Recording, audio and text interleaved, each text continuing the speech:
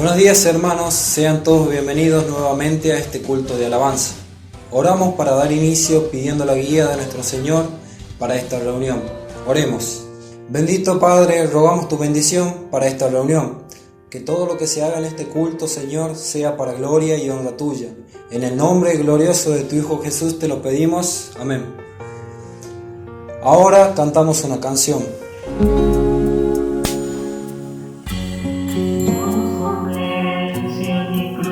El Jordán,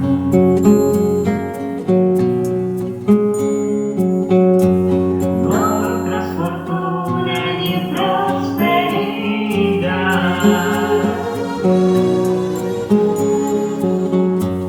no anhelo tesoros ni la bendición.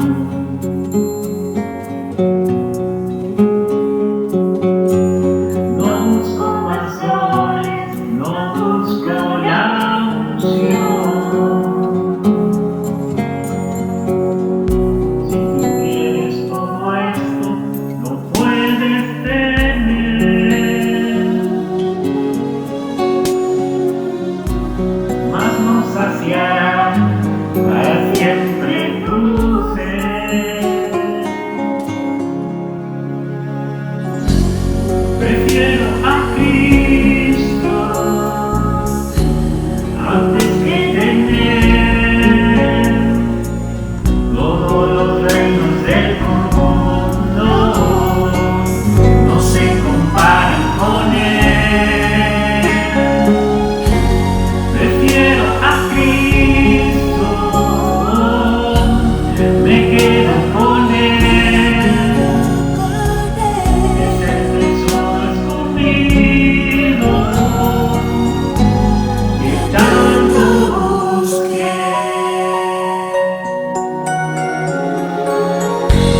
No busco herencia ni cruzar el Jordán,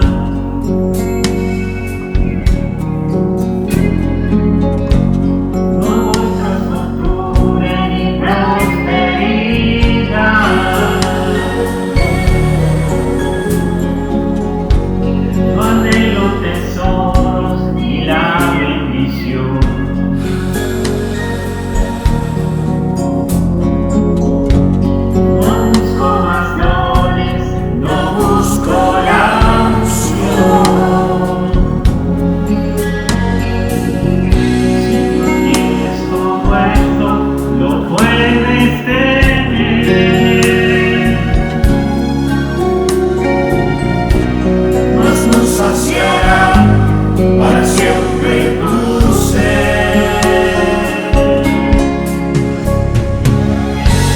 Prefiero a Cristo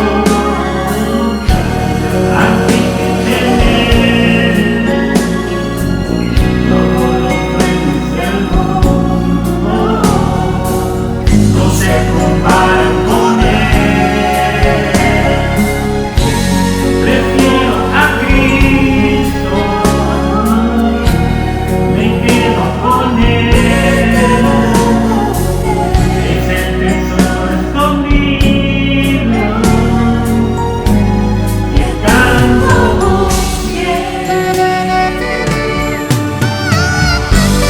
Prefiero a Cristo antes que tener todos los reinos del mundo, no se comparan con Él. Prefiero a Cristo, me quedo con Él, es el tesoro escondido que tanto busqué.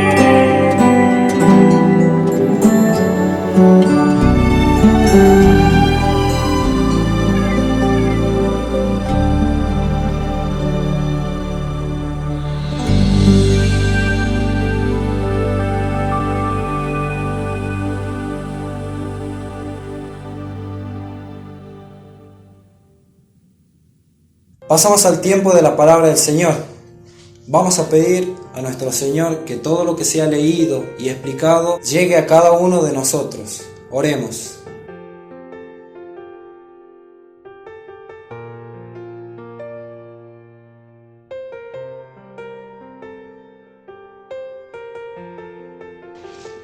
Buenos días, queridos hermanos. Los Juegos Olímpicos de Grecia datan aproximadamente 8 siglos antes de Cristo, en el año 776. El lugar donde se hacía era en una villa griega llamada Olimpia. Es en esta villa donde estaba el santuario de Zeus, el dios más poderoso e importante de la Grecia. En su honor se hacían los Juegos. Tanto Esparta como Atenas estuvieron durante muchos años en guerra tratando de obtener mayores terrenos de un bando y de otro. Guerras que en el momento de los Juegos Olímpicos se marcaba una tregua estricta. Allí había la libertad y la posibilidad de que todos los pueblos de alrededor pudieran traer sus atletas para competir por la gloria. Una multitud casi increíble de personas procedentes de todos los estados de Grecia y de las comarcas vecinas asistían a los Juegos Olímpicos para ser espectadores y eran consideradas realmente una marea humana. Pablo tomó como ejemplo los Juegos Olímpicos de Grecia para advertirnos que cada uno de nosotros está corriendo una carrera olímpica, que la vida espiritual de cada uno de nosotros es como una carrera olímpica. Si nosotros leemos en Hebreos capítulo 12, versículo 1 y 2, Pablo dice lo siguiente: por tanto, nosotros también teniendo alrededor nuestro tan gran nube de testigos, despojémonos de todo peso y del pecado que nos asedia y corramos con paciencia la carrera que tenemos por delante, puestos los ojos en Jesús, el autor y consumador de la fe.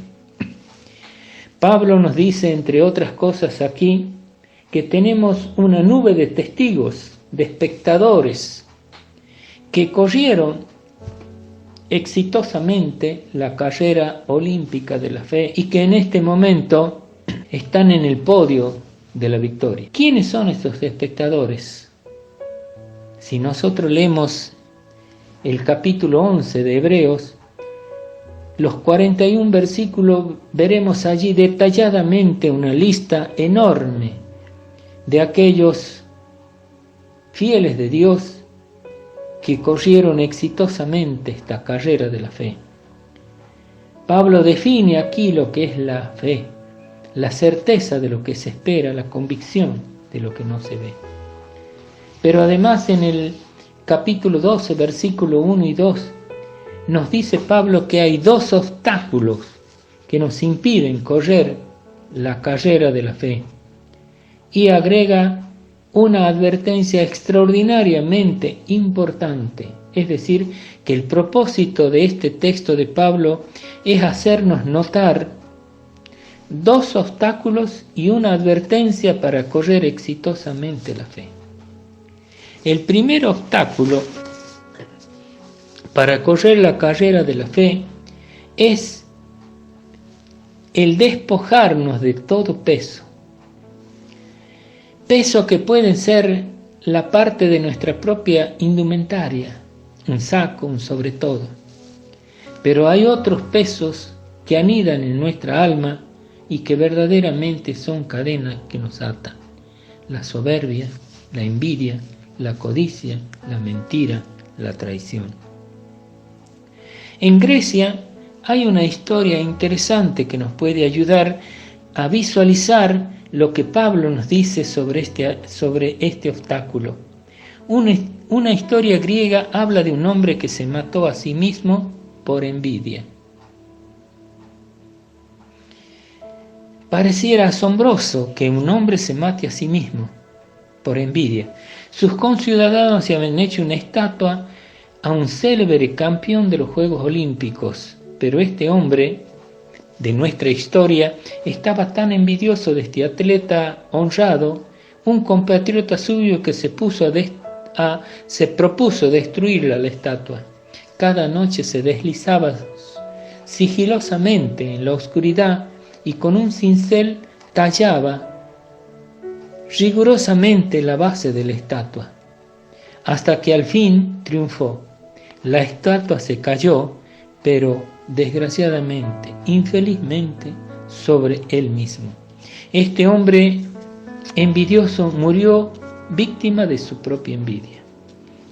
Hay sobrepesos en nuestra interioridad que no se ven, sobrepesos que tenemos que despojarnos.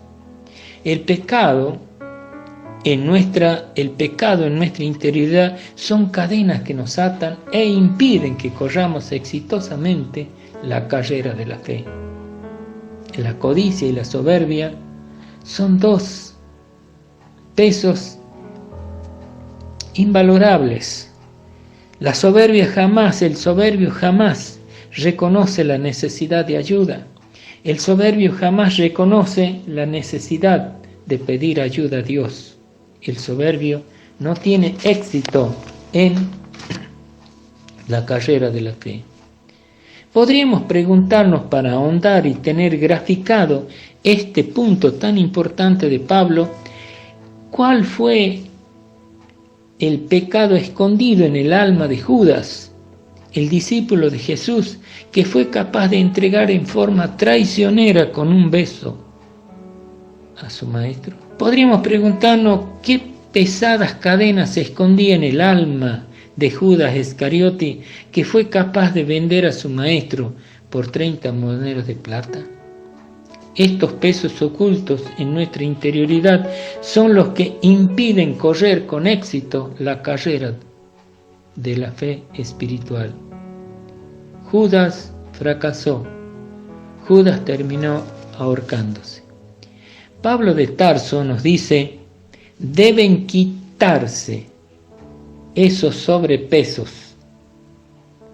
Deben hacer una oración y pedir a Dios que los limpie de todo pecado, de esos pecados anidados en el corazón de cada uno de nosotros. Debemos hacer una oración, o mejor dicho, hacerla nuestra, a la oración de David, que habla en el Salmo 133, versículos 22, 23 y 24. Examina, oh Dios, y conoce mi corazón. Pruébame y conoce mis pensamientos, y ve si hay en mí caminos de perversidad. Guíame en caminos eternos. Porque para correr con éxito la carrera de la fe, debemos quitarnos estos contrapesos. El segundo obstáculo para correr la carrera de la fe es el pecado. Debemos despojarnos del pecado que nos asedia. Aquí Pablo se refiere a nuestros pecados externos, cuando nos relacionamos con nuestros vecinos, con nuestros amigos y con aquellos que no son nuestros amigos.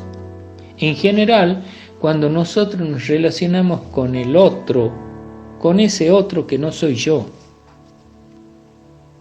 nos puede ayudar a entender que esta advertencia de Pablo no es una trivialidad si nos remitimos a un texto del Antiguo Testamento que está en Éxodo capítulo 20, desde el versículo 1 al 17.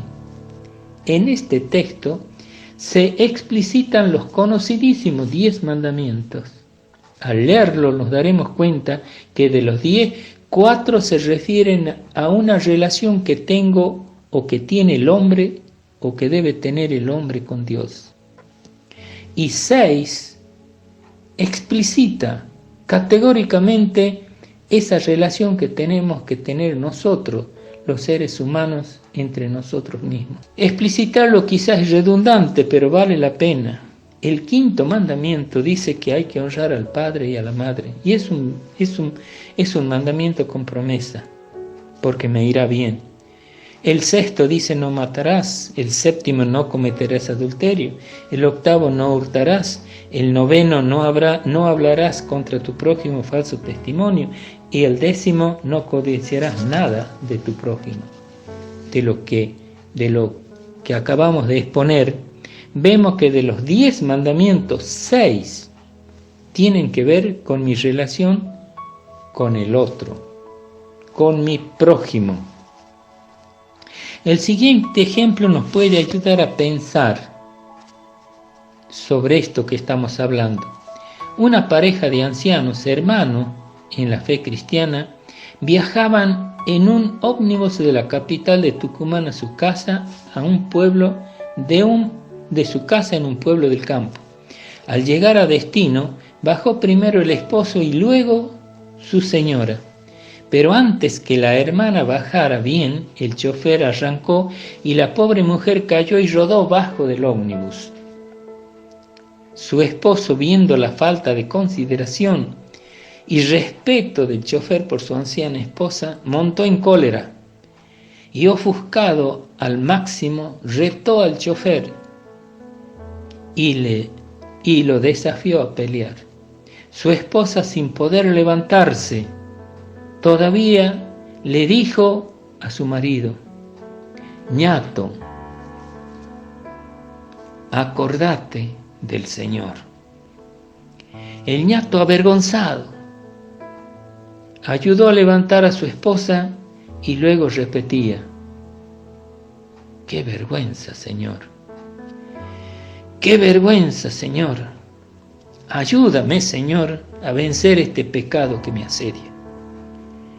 No sabemos qué pensó y dijo el chofer del ómnibus. En este ejemplo hemos visto cómo el pecado nos asedia permanentemente.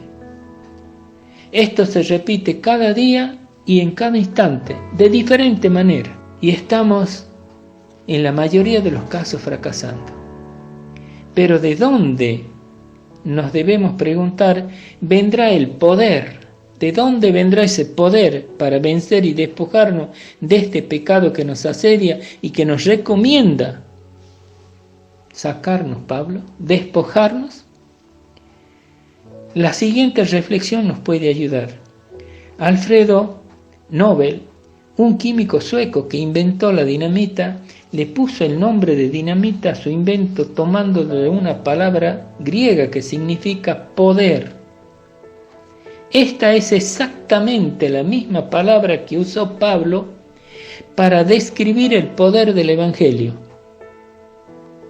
En Romanos capítulo 1, versículo 16.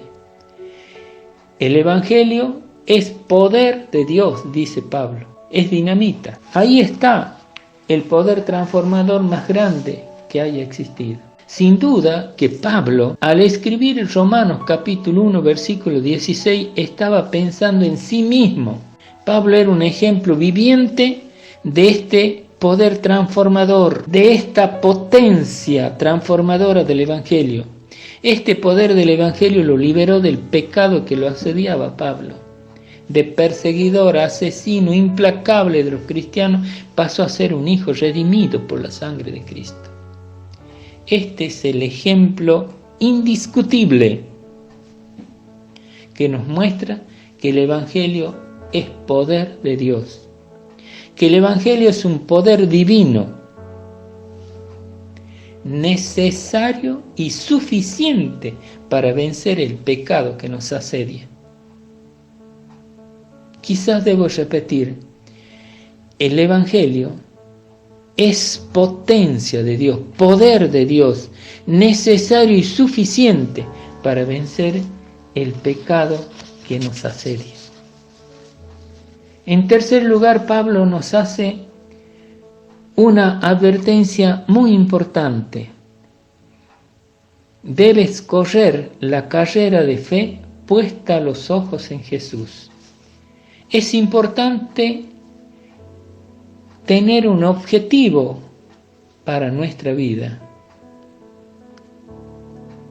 un sentido a nuestra vida. Sin embargo, me parece de mucho más importancia tener una guía clara que nos muestre el camino de cómo lograr este objetivo. Los navegantes en el mar de día se guiaban por el sol, de noche por la luna y las estrellas, cuando no existía la brújula. Pero ¿y los días nublados? ¿Cómo se guiaban en los días sin sol y en las noches sin estrellas y sin luna? Cuando todo alrededor es oscuridad, entonces surgen las preguntas: ¿cuál es el camino? ¿Cómo me guío? ¿A quién miro?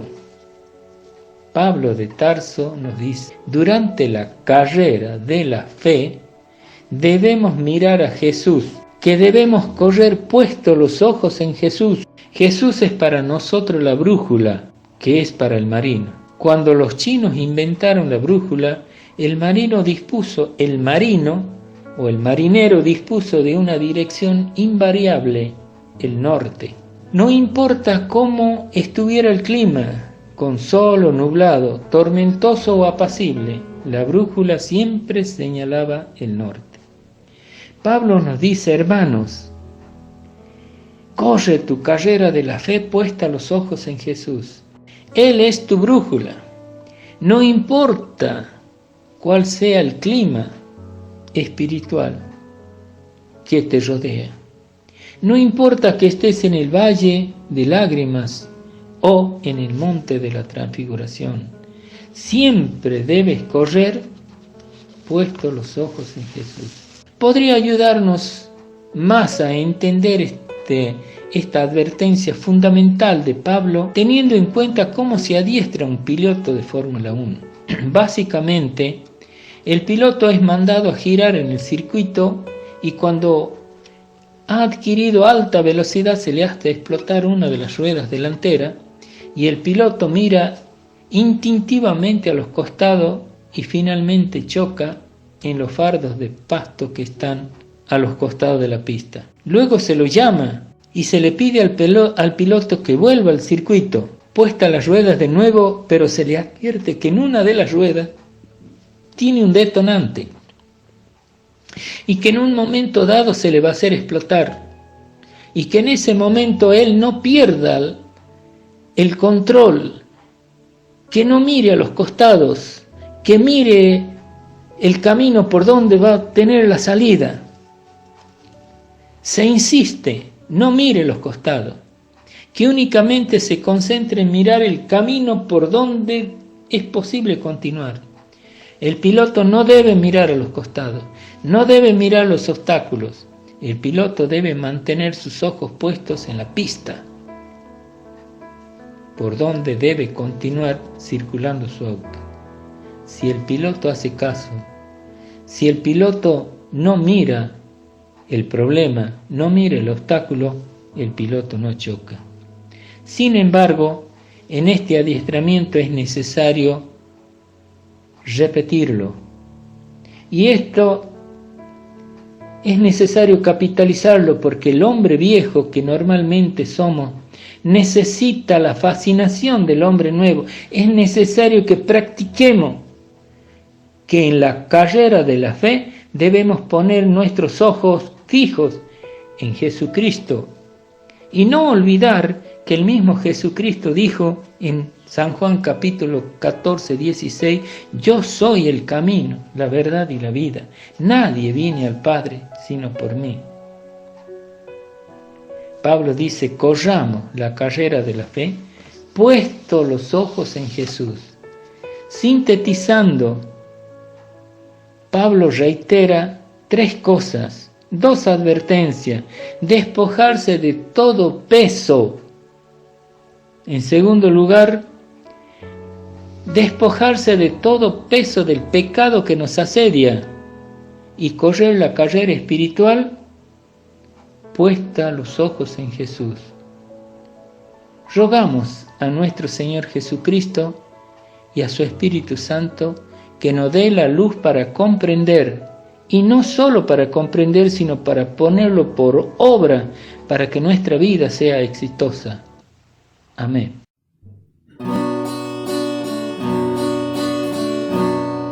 Mirarte solo a ti, Señor.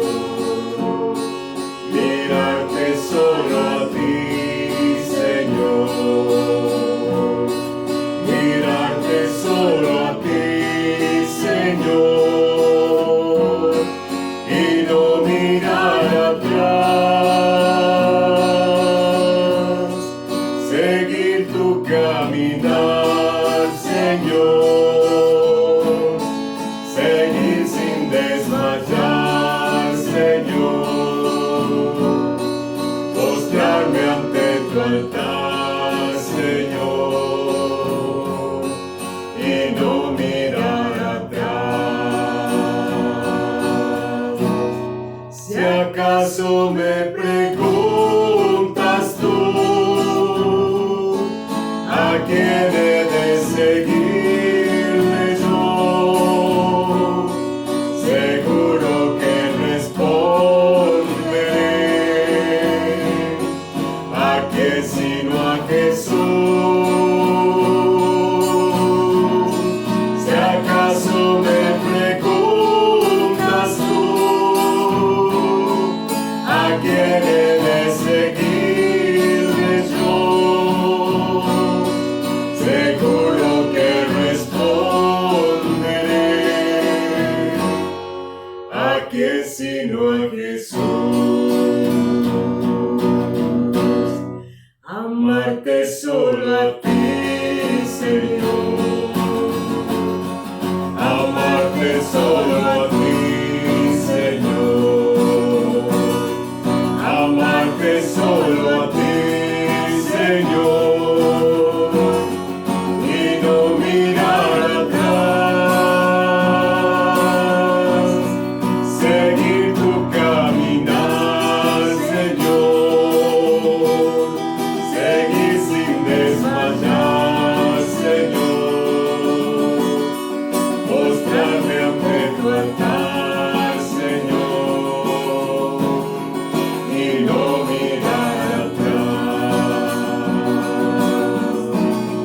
Si acaso me preguntas tú, ¿a quién he de seguirle yo? Seguro que responderé, ¿a quién sino a Jesús? Si acaso me preguntas tú, ¿a quién he de seguirle yo? Seguro que responderé, ¿a quién sino a Jesús?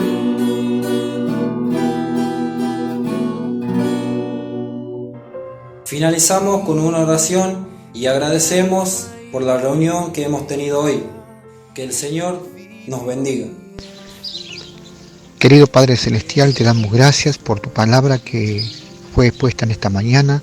Te damos gracias por que por medio de ella tú nos enseñas a confiar en ti y a descansar en tus promesas. Te damos gracias por el mensaje que nos diste a través de nuestro pastor Roque Carabajal.